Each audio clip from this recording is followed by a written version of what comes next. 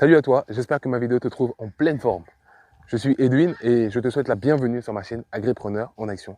Ici, je te donne des astuces, je te parle de concepts agricoles et je partage avec toi mes pratiques au quotidien sur le terrain. Parce que je crois que pour avoir des résultats couronnés de succès sur le terrain, il faut non seulement des moyens, mais aussi la connaissance et les compétences techniques appropriées. Si tu es intéressé par ces informations, 4 choses à faire. Abonne-toi, like, commente et partage.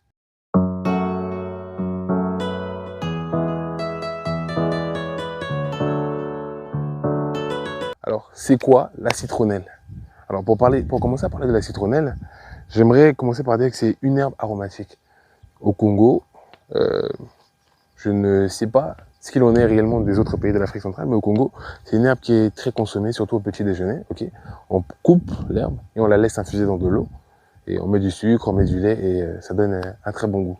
Donc on la consomme un peu naturellement comme ça.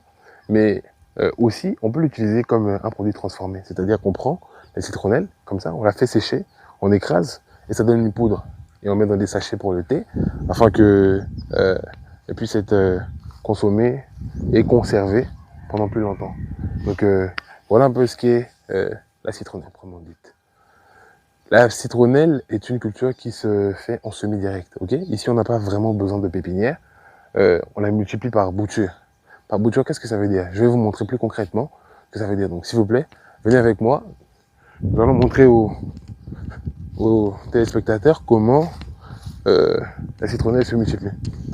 Alors, j'espère que vous pouvez très bien voir. Ici, nous avons un joli plant de citronnelle qui s'est bien multiplié. Ok.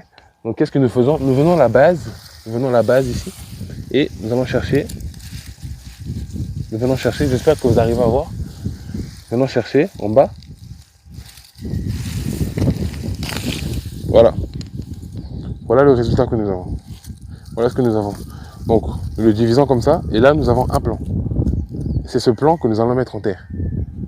C'est ce plan que nous allons mettre en terre. C'est ce que nous avons mis ici il y a une semaine et demie, et voilà ce que c'est en train de donner. Okay, il y en a qui ont bien poussé, il y en a qui peinent encore à pousser, mais c'est pour très bientôt. Donc voilà un peu comment on reproduit la citronnelle. Alors déjà, c'est quoi l'écartement? Ce qu'il faut comprendre, c'est que pour chaque culture, il y a un écartement spécifique qu'il faut respecter. L'écartement, c'est l'espace qui se trouve entre deux plants. Okay, dans le cas des arbres, c'est l'espace qui se trouve entre deux arbres. Alors, quelle est l'utilité, ou plutôt quelle est l'importance de l'écartement? Alors, lorsqu'on a un plant de citronnelle par ici, sous le sol, il y a toute une touffe de racines qui est en train de se développer. Et plus le développement des racines est optimal, plus le plant de citronnelle peut bien croître.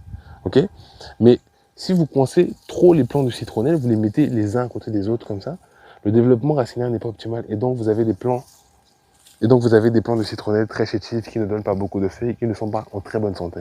Donc c'est très important de respecter l'écartement. Et spécifiquement dans le cas de la citronnelle, l'écartement est de 0,8. Donc vous allez remarquer qu'entre chaque plant de citronnelle, nous avons une distance de 0,8.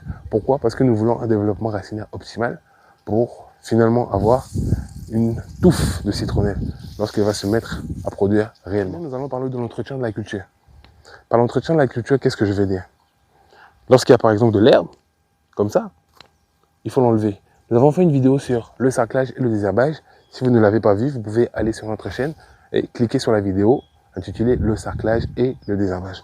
Et donc voilà, il faut enlever cette herbe pour permettre au terrain de pouvoir être propre et pour permettre un développement optimal aussi des plants de citronnelle. Et deuxièmement, je vais parler un peu des apports qu'il faut faire concernant la citronnelle. Alors, la citronnelle, contrairement aux cultures maraîchères qui demandent beaucoup d'engrais, beaucoup de fumier, est une plante plutôt autonome. Okay, elle n'a pas besoin de beaucoup d'engrais, elle n'a pas besoin de beaucoup de fumier. Dès que vous la mettez dans le sol, faites attention à bien matérialiser un poquet. Rapprochez-vous, histoire que les gens puissent voir. Ici, nous avons un poquet. Rapprochez-vous, histoire qu'ils puissent voir bien le trou. On a mis la citronnelle dans un trou. Okay, c'est pas...